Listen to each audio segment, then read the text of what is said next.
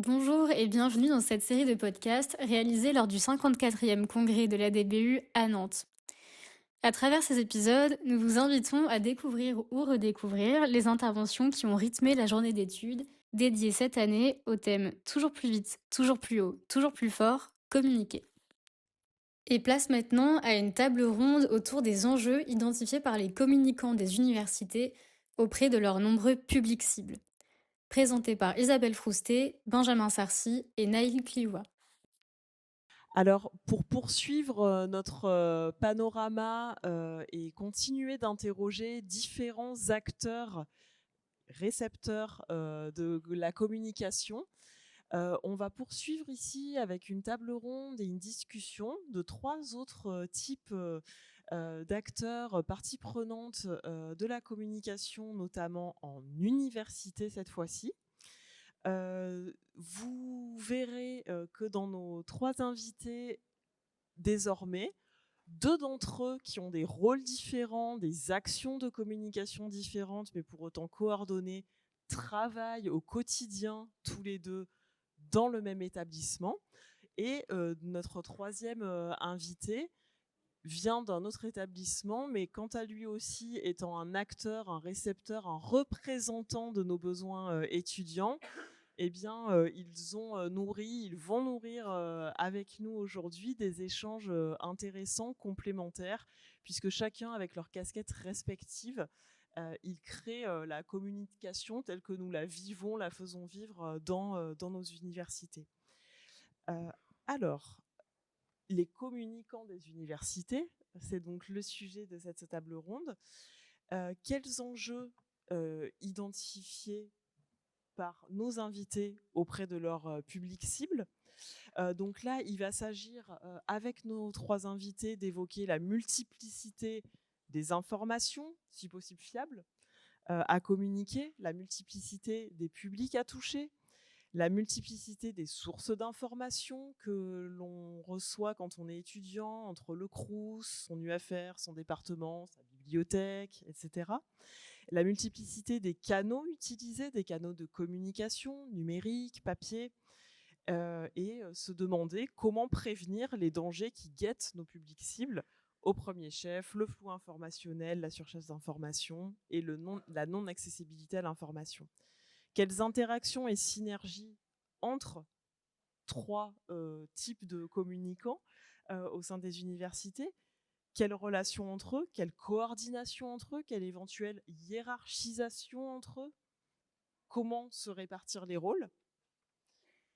Et la 3e question et enjeu qui sera discuté cette table ronde, c'est de quels moyens et leviers opérationnels disposent-ils concrètement au quotidien dans leur contexte, sachant que forcément, dans chaque établissement, on a des contraintes déterminées par son territoire, sa collectivité territoriale, ses moyens humains, financiers, etc.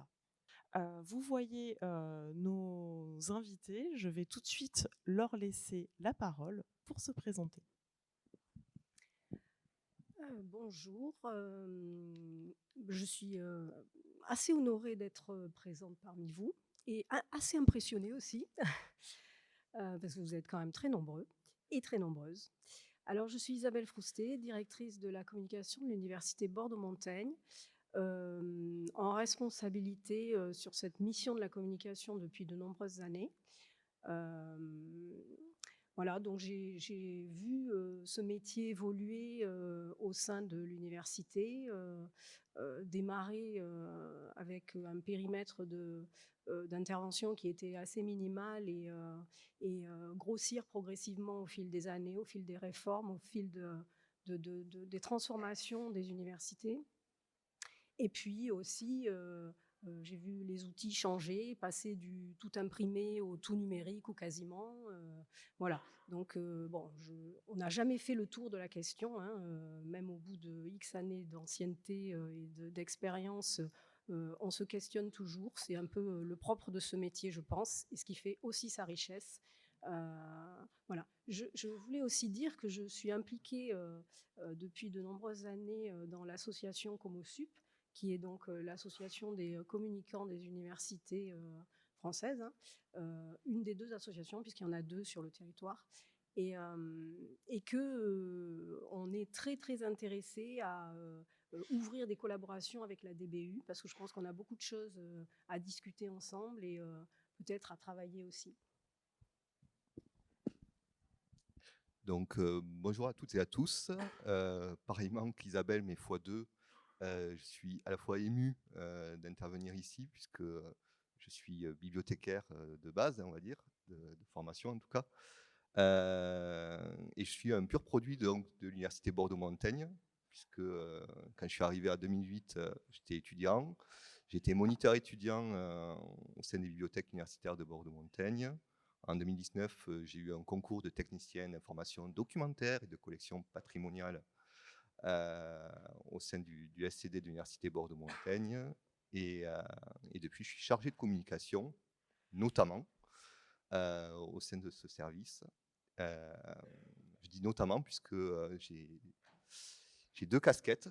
Je suis également chargé de collection en philosophie, donc autant vous dire 2 salles, 2 ambiances. Mais ce n'est pas pour autant inintéressant. Et voilà, et vraiment au fur et à mesure de mes années, ben, j'ai perdu les cheveux et en même temps j'ai eu plus de responsabilités. Donc peut-être qu'il y a un effet de corrélation comme ça, mais et je suis également très ému de pouvoir intervenir parce qu'on n'est pas un établissement peut-être exemplaire et le fait de pouvoir parler d'un petit établissement ou en tout cas d'un établissement modeste avec ses difficultés, c'est plutôt intéressant et pas forcément de parler d'une communication parfaite sur tous les points. Voilà. Et bonjour à toutes et à tous. Ben, je voulais remercier avant tout l'Association des bibliothèques universitaires de m'avoir invité à cet événement et Aurore Cartier, directrice des bibliothèques universitaires de Lyon 3, de m'avoir proposé cette opportunité. Donc moi j'étais 3 ans élu étudiant à l'université Jean Moulin Lyon 3, j'étais 2 ans vice-président étudiant et je suis jusqu'à dimanche vice-président ressources de la conférence des étudiants vice-présidents de l'université, qui est le réseau qui regroupe tous les étudiants vice-présidents avec tous leurs statuts différents des universités et des écoles des établissements publics d'enseignement supérieur. Voilà. Et je voulais vous remercier pour cette intervention parce que je pense que c'est intéressant d'associer les étudiants, parce que c'est quand même la communication, on a pu en échanger, on va en parler là, c'est un enjeu qui est extrêmement important dans les universités. La table ronde d'avant l'a rappelé, c'est compliqué pour les universités parfois, et souvent les BU sont vecteurs d'innovation et ont plus de liberté dans leur communication pour faire avancer les universités. Donc je vous remercie en tout cas de m'avoir invité pour cette intervention. Merci beaucoup pour vos présentations.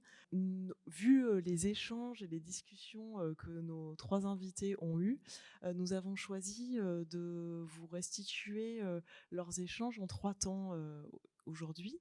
Donc d'abord, on va se demander comment est organisée la communication en université. Ça sera la première question que je vous pose. Comment est organisée la communication en université, dans la vôtre, dans celle que vous avez vue? Là, il s'agit de comprendre votre contexte, le contexte qui est le vôtre et celui de vos publics cibles.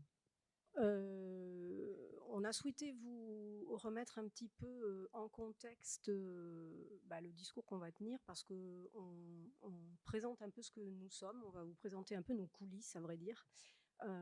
Et puis c'est important de resituer aussi d'où l'on parle en fait.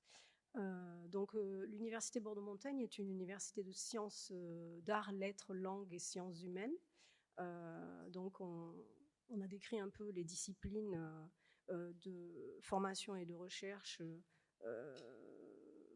de cette université. On l'a décrit aussi comme étant une université à taille humaine. Enfin, on aime à le dire en tout cas. Donc c'est une université qui compte à peu près 16 500 étudiants et 1200 personnels en arrondissant les chiffres.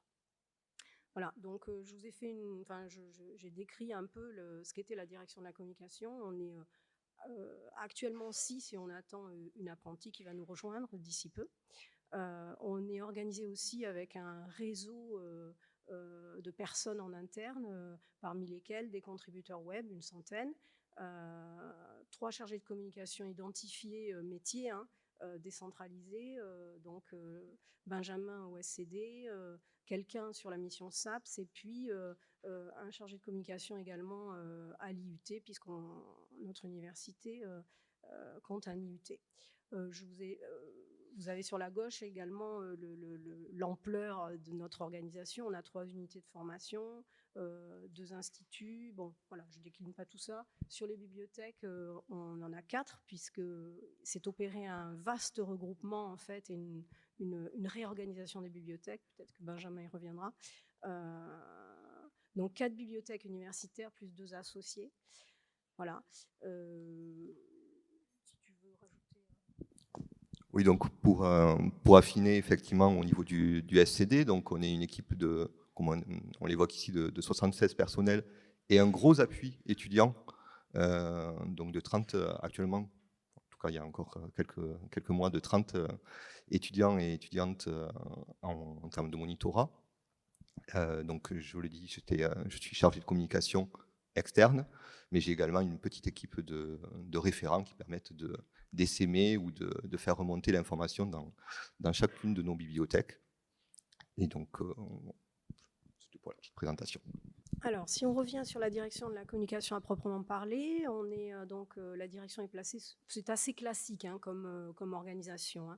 Ça se retrouve en tout cas dans d'autres universités. On est sous l'autorité hiérarchique de la directrice générale des services et en lien fonctionnel avec la présidence par l'intermédiaire d'un cabinet et d'un directeur de cabinet en l'occurrence. Et on travaille, comme beaucoup de directions de la communication, en collaboration et à l'écoute de l'ensemble des services, des composantes, et évidemment parmi lesquels le SCD. Alors, j'annonce un budget qui va vous sembler sans doute très modeste.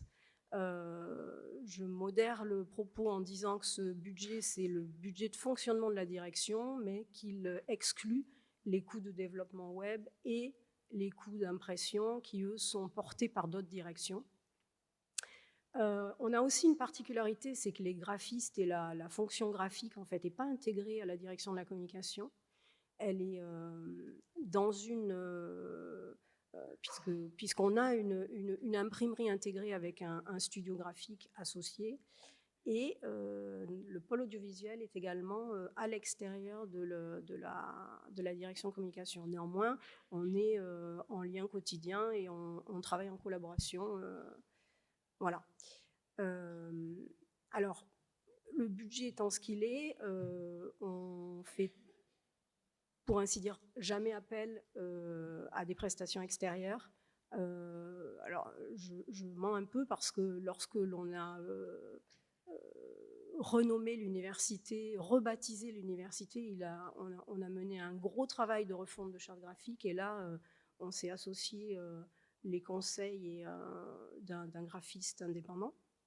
Mais c'est, pour ainsi dire, la seule grosse prestation extérieure qu'on ait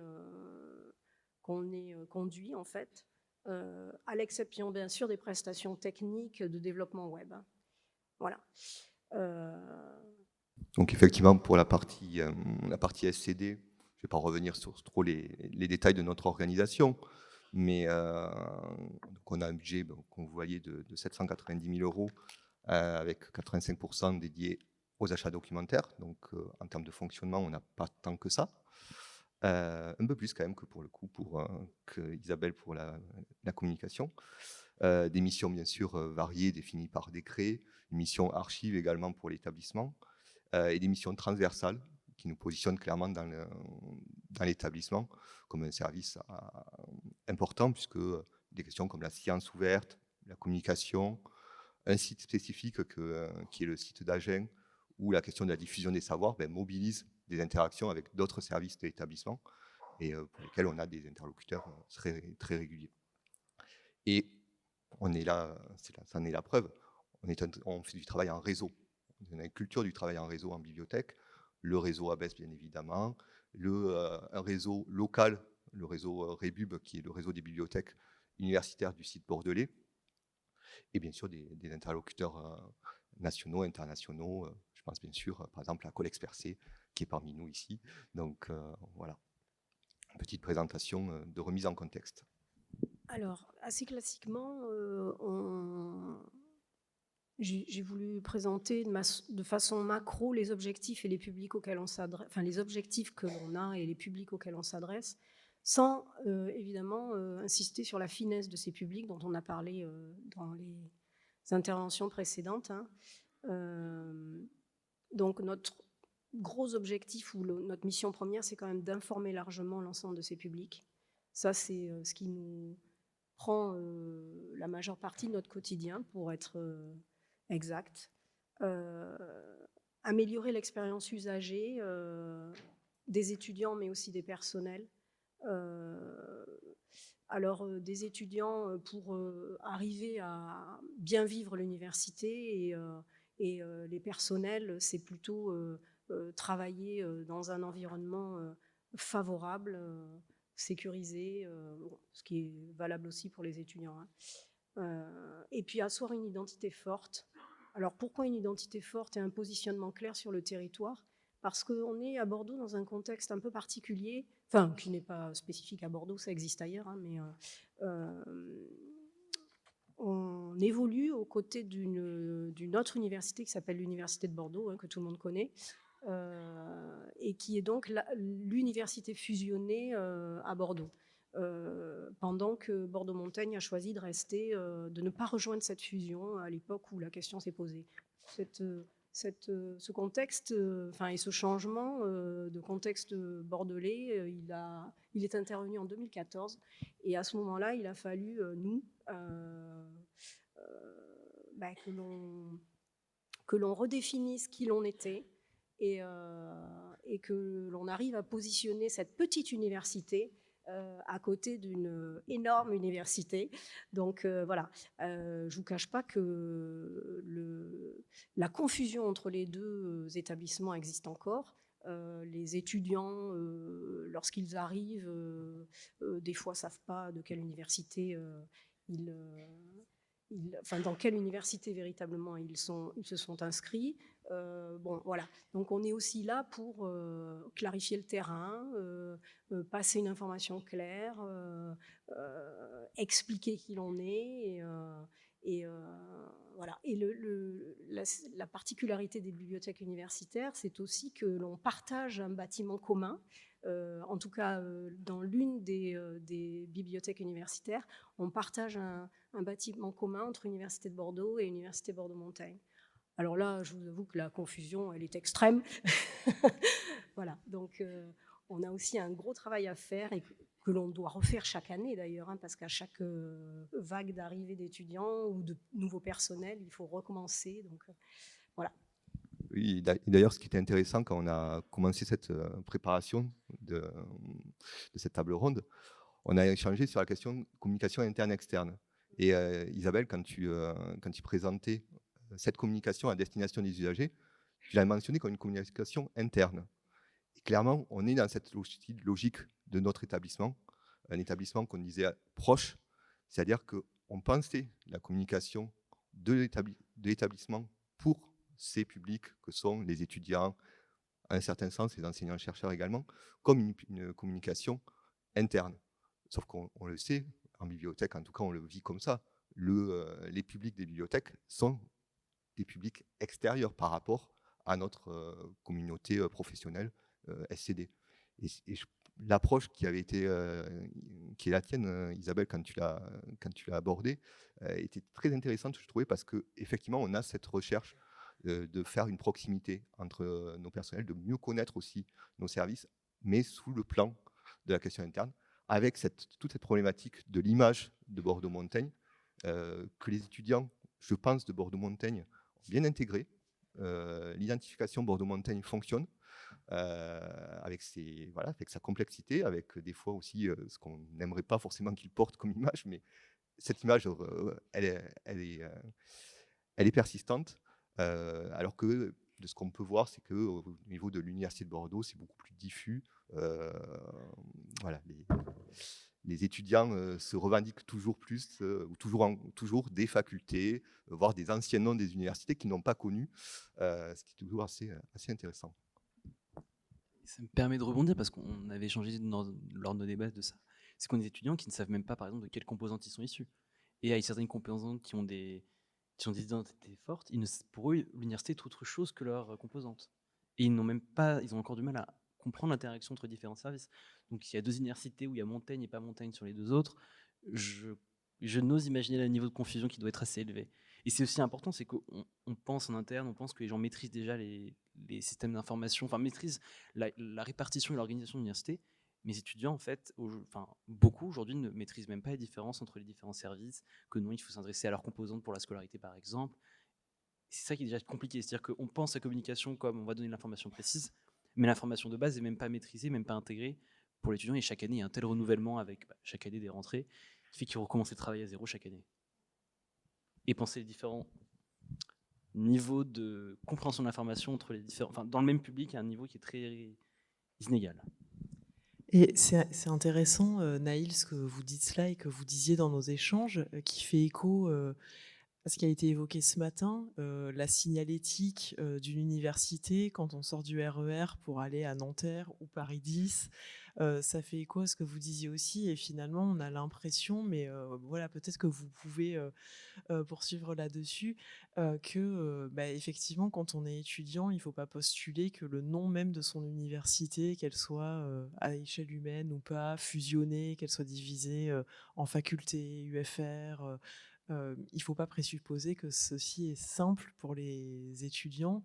Voilà, peut-être vous vouliez ajouter quelque chose là-dessus, ou avant qu'on passe aux exemples de Bordeaux. Alors, si on revient sur les principaux canaux de communication de notre établissement, ils sont, je pense que dans chacune des universités, on retrouve quasiment les mêmes, hein. Mais ce dont il faut avoir conscience, c'est que chaque canal demande de décliner et de travailler une ligne éditoriale particulière et spécifique. Alors, moi, je suis un peu...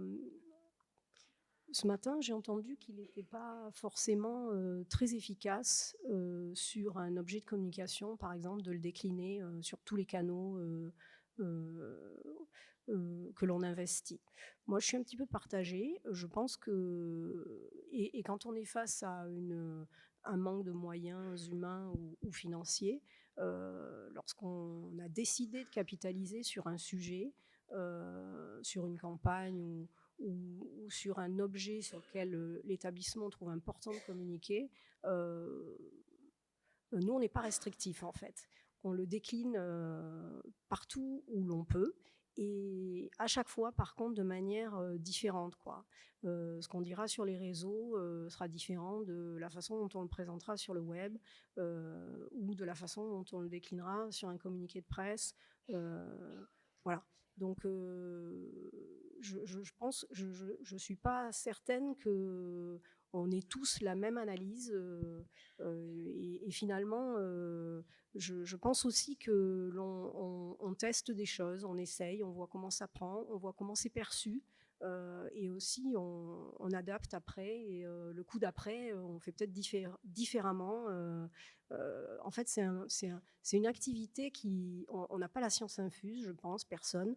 On analyse et on acquiert de l'expérience, et puis on voit ce qui marche chez nous mais qui ne marcherait pas dans un autre établissement parce que les publics ne sont pas les mêmes et la perception sera différente.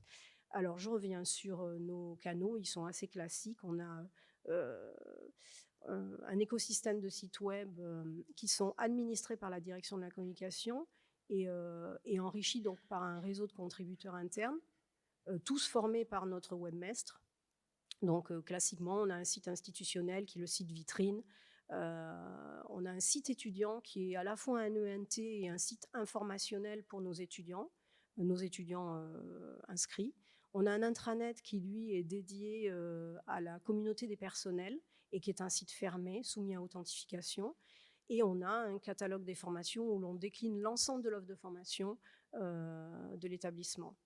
À partir de ces sites, on génère des lettres électroniques, alors hebdomadaires pour la communauté des étudiants et des personnels.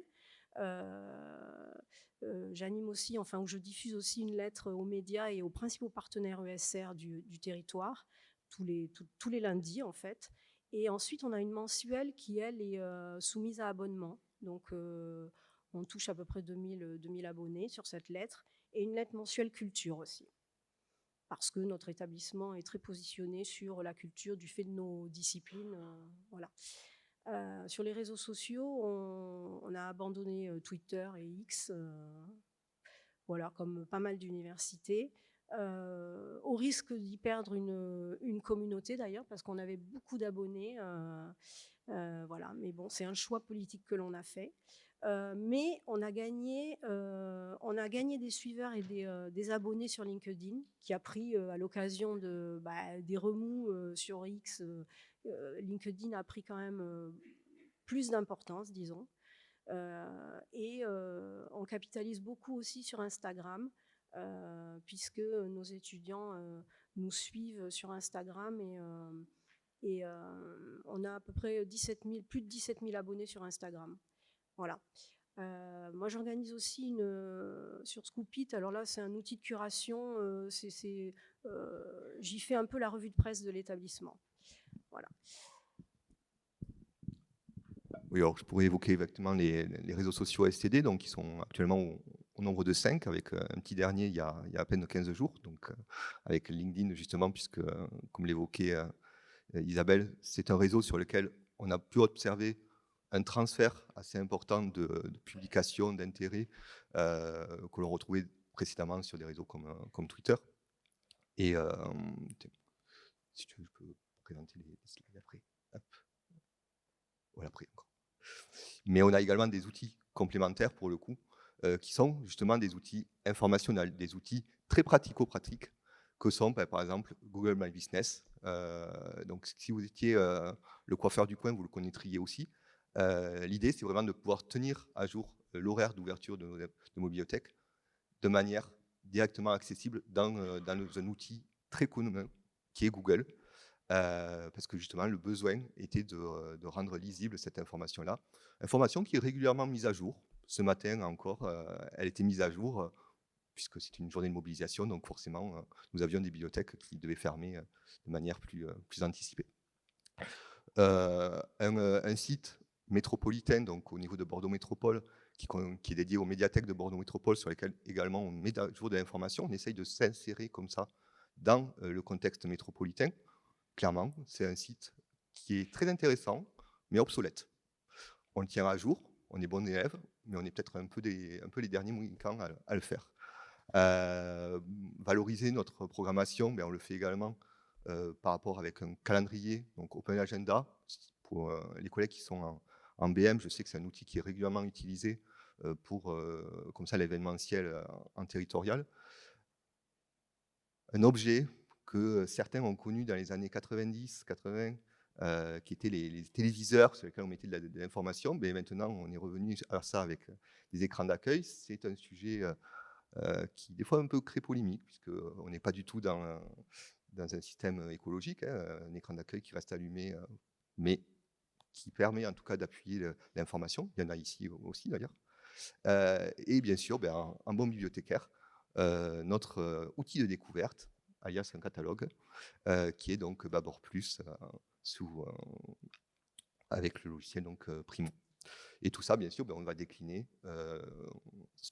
des informations sur des supports graphiques, qui sont inspirés, qui sont dérivés de la charte graphique de l'établissement, avec des adaptations liées vraiment à nos besoins. J'ai juste envie de rajouter qu'on s'est doté aussi post-Covid d'une application téléphonique. Là, le souci, ou en tout cas le besoin, était plutôt d'avoir un outil pour pouvoir pousser de l'information directe aux étudiants, et puis un outil de service en fait. Ils peuvent y trouver leurs emplois du temps, tous les changements, et puis des notifications d'urgence lorsqu'il y a des dysfonctionnements dans l'établissement ou des choses un peu exceptionnelles. Voilà. On avait envie de revenir sur un exemple de communication concertée entre nos deux services, parce que vous l'aurez compris, en fait, notre quotidien, on travaille vraiment en collaboration. Et donc, dernièrement, enfin, il y a un an, il y a 1 an, il a été décidé l'ouverture des bibliothèques universitaires les samedis, ouverture à tous les publics, et la gratuité de l'inscription au service de prêt. Donc, on a mis un certain nombre d'exemples de la façon dont on avait communiqué sur cette nouvelle, ce nouveau fonctionnement ou ce nouveau service, on va dire. Et comme je l'ai expliqué tout à l'heure, en fait, il y a eu certains communiqués de presse, mais après, on a relayé les choses partout sur l'ensemble des canaux dont on dispose.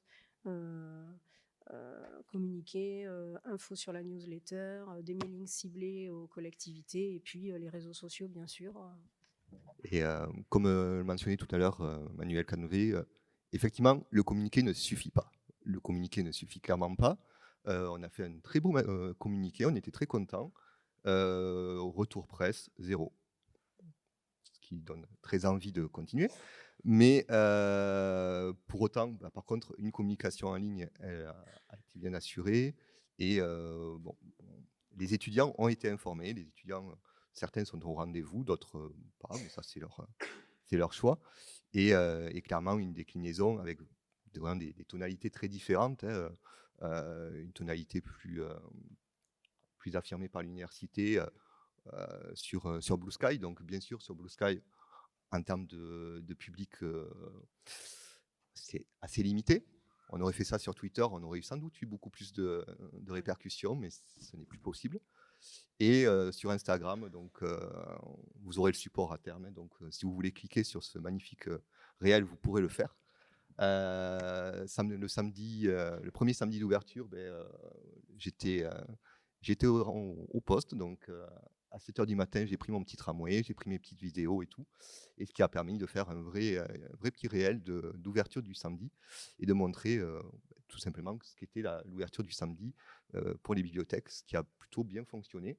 Je vois Delphine Coudrin dans la salle qui a été vue en train d'ouvrir les portes ce jour-là par toute une communauté universitaire, et bien sûr avec une tendance qui était le POV, point of view, donc une vue en première personne, d'où la tasse Pikachu, puisque pour bien commencer un samedi d'ouverture, un bon café, c'est nécessaire. Merci beaucoup. Et désormais, maintenant que vous nous avez dressé un panorama de votre contexte, votre milieu, on va pouvoir aborder le deuxième gros volet qui est avec quelle est votre stratégie, quelle stratégie de communication adoptez-vous pour communiquer des contenus informationnels multiples, parfois flous. Vous le montriez, Naïl, flou pour nos étudiants à juste titre. Comment faites-vous ? Alors, comment faisons-nous ? Alors, là, c'est quelques points assez basiques, mais on se rend compte quand on prend un peu de recul qu'il faut revenir à la base, en fait, de nos fonctionnements pour expliquer que notre collaboration, elle repose aussi sur le fait que si la communication du SCD est déportée au SCD, c'est aussi parce c'est aussi possible et efficace parce qu'on est aligné. On est aligné, on s'écoute et on partage nos besoins, les attentes et on essaye de trouver des fonctionnements communs. Donc concrètement, les BU déploient la marque de l'établissement dans toute sa communication, quelle qu'elle soit, imprimée, visuelle, enfin numérique, voilà. Et l'identité visuelle est respectée dans toutes les formes de communication du SCD. Le SCD investit aussi les canaux de communication institutionnelle web. Je veux dire par là que les BU n'ont pas leur site propre. Ils déploient leur communication sur les canaux institutionnels. Par contre, il a été fait le choix que les BU communiquent en nom propre sur leur réseau. Voilà, et sur les collections imprimées. Mais toujours avec cette charte graphique qui rappelle l'appartenance à l'institution Bordeaux-Montaigne et donc ce que j'appelle une communication alignée. On construit certaines campagnes en concertation, on les co-construit, et certains objets de communication.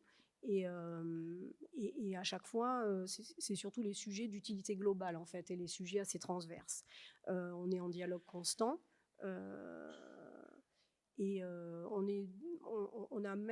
utilise des outils de messagerie instantanée entre nos deux services. Donc, on est vraiment au quotidien en train de se poser des questions tous les jours. Et on partage des ressources communes et des éléments de langage et des outils.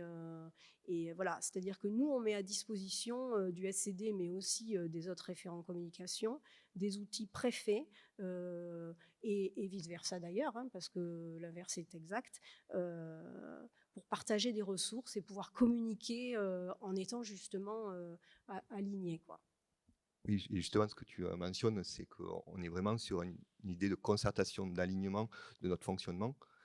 Je sais, il me semble en tout cas, que tous les STD et toutes les directions de la communication n'ont pas forcément ces liens aussi étroits. Nous, ça fonctionne très bien. C'est un bon exemple, en tout cas, on espère de le présenter comme tel. Et ce qui permet aussi de nourrir notre travail avec des contenus, une professionnalisation aussi de la part de la direction de la com qui nous permet d'apporter qui nous permet vraiment de porter mieux nos messages que si on était seul un petit peu dans notre navire SCD.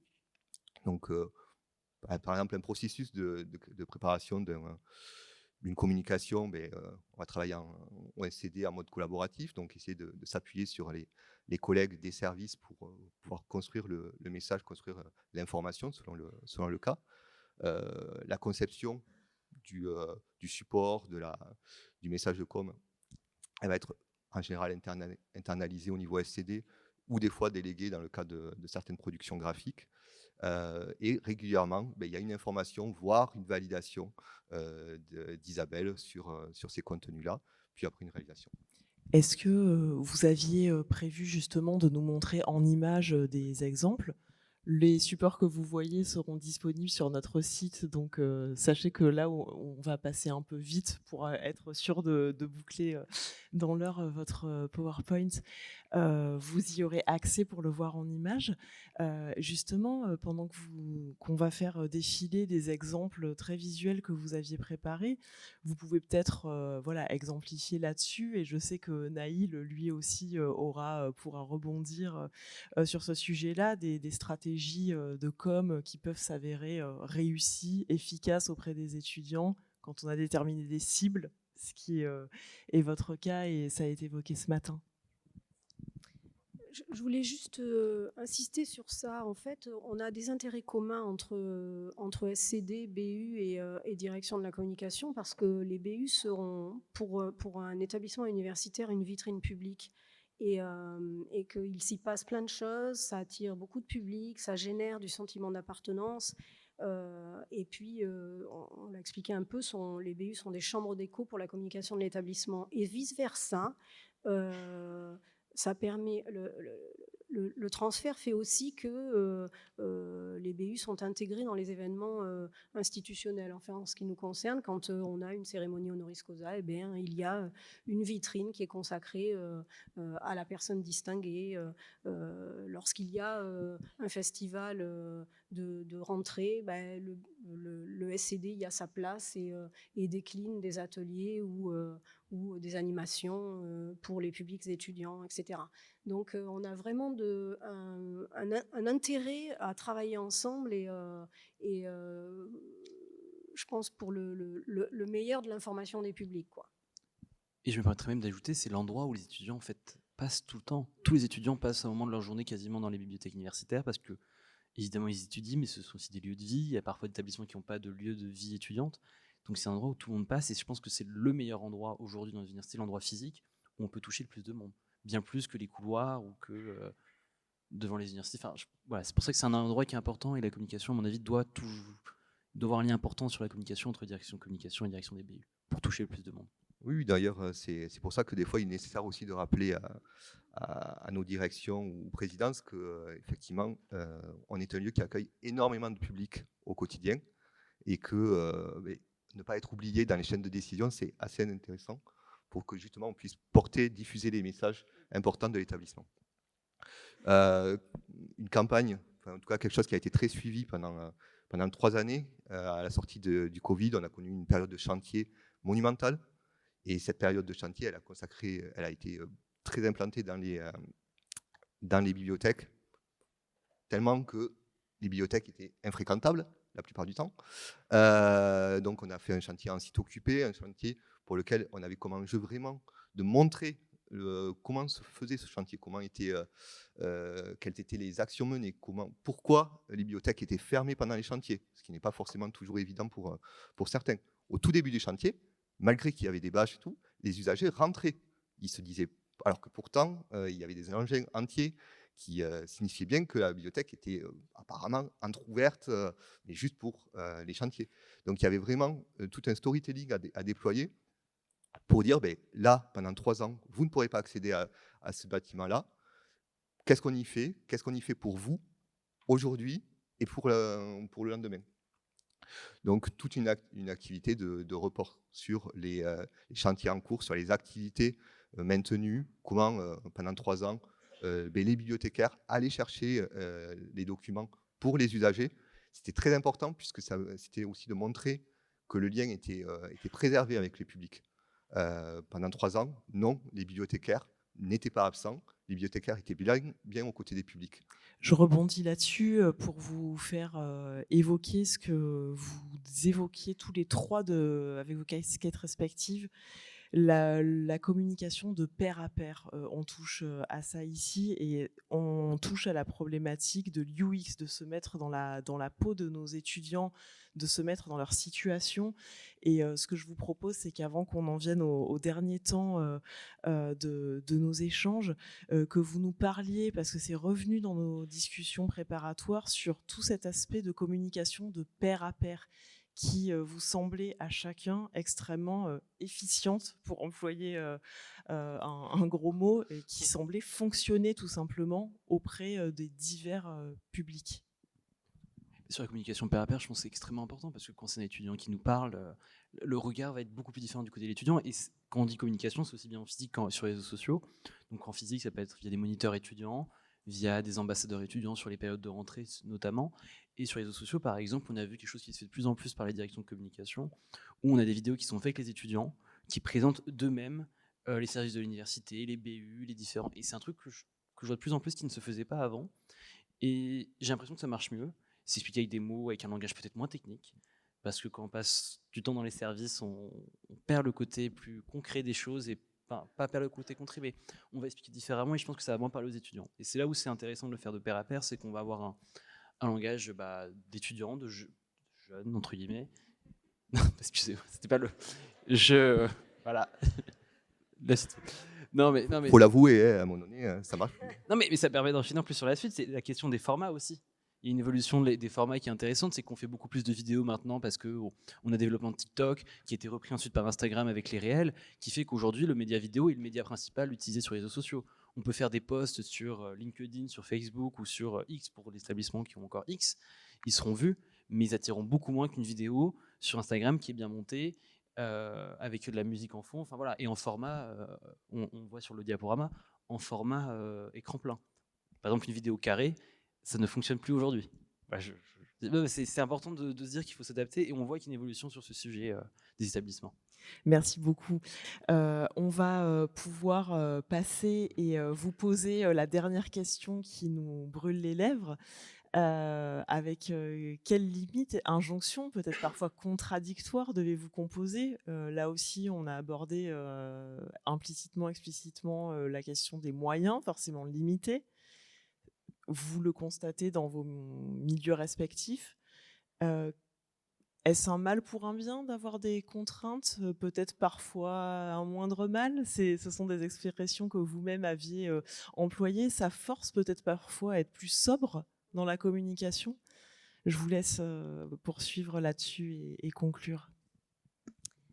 Alors les limites et les injonctions que l'on a, évidemment, c'est cette pression budgétaire. Alors nous, on la découvre pas, hein, la pression budgétaire, elle a toujours été, bon, ça se resserre peut-être, mais on a toujours été dans des moyens limités, financiers et humains.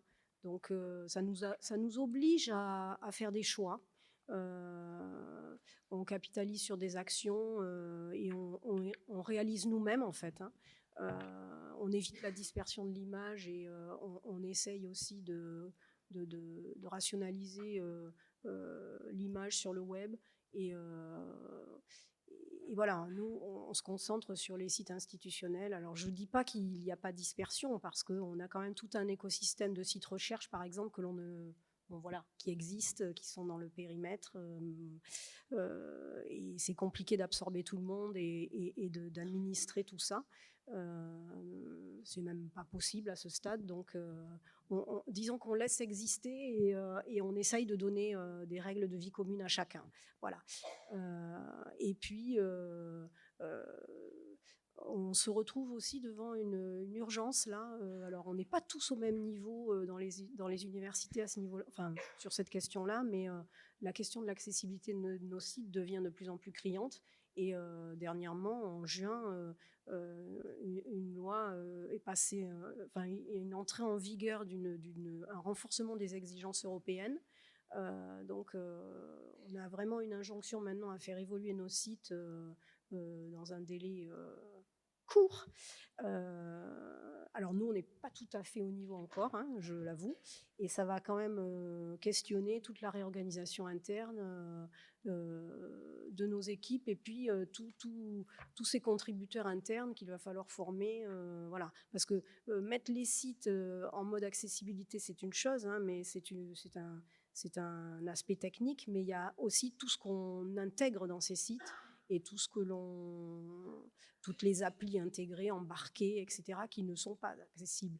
Et tous les contenus qu'on y met qui ne le sont pas non plus. Donc, il fait qu'au final, on a une non-conformité, voire une conformité partielle. Voilà. Donc ça, c'est une injonction qui va être compliquée à laquelle ça va être un petit peu complexe de répondre. Merci beaucoup. On voulait vous poser une dernière question, vous laisser vous écouter, donner votre réponse. Vu vos rôles respectifs en tant que communicant au sein de l'université, là, cet exemple très éclairant dans lequel vous nous montrez que vous devez être exemplaire en tant que communicant, mais parfois n'en avez pas les moyens pour diverses raisons. Alors, selon vous, vous qui êtes 3 acteurs majeurs, différents, quelles positions respectives adopter? Comment réussir à gagner le jeu, le combat, pour employer un terme guerrier et être un peu dans la métaphore sportive? Quel est votre dernier mot là-dessus? Vos conseils, ce que vous avez constaté comme pouvant marcher?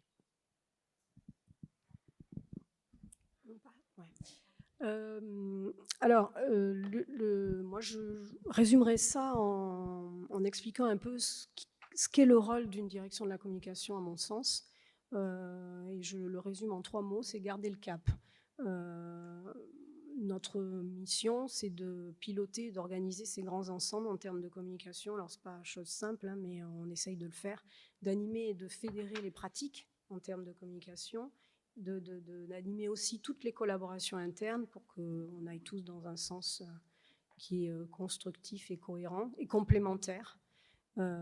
Savoir s'appuyer sur tout ce que font l'ensemble des composantes et mettre en musique tout ça. Et puis, voilà, valoriser toute cette matière. Mais il ne faut jamais perdre le sens, parce que sinon, on a des injonctions aussi de communiquer sur ci, ça. Tout le monde veut communiquer sur toutes ces initiatives, ces réalisations, et, parce que... voilà. Donc ça, c'est juste pas possible. Et il faut toujours garder le sens de ce qu'on fait, pourquoi on le fait, pour qui on le fait et comment on le dit. Voilà. Donc nous, on est un peu là pour assurer le pilotage, en fait. Oui, clairement, ce que tu évoques là, donner du sens, je pense qu'en bibliothèque, on est assez sensible à cela. C'est-à-dire qu'effectivement, on a toute une quantité d'informations qu'on est obligé de tenir à jour. C'est important. ça a été rappelé tout à l'heure, c'est même une mission de service public, de pouvoir informer nos usagers.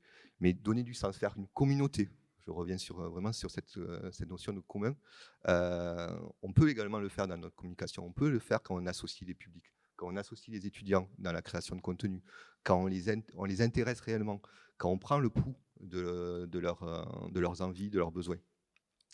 Et effectivement, je voulais revenir un petit peu sur donc ce livre blanc de la DBU, qui a quelques années maintenant, qui m'a servi beaucoup, personnellement, pour construire ma petite carrière, mais qui a surtout, je pense, été utile à bon nombre de SCD pour échanger avec les directions de la communication, pour essayer de construire des collaborations qui étaient pertinentes, pour pouvoir trouver des fois des moyens humains, des fois des moyens financiers également pour construire des campagnes. En tout cas, j'ai espoir que ça a un petit peu marché sur ça.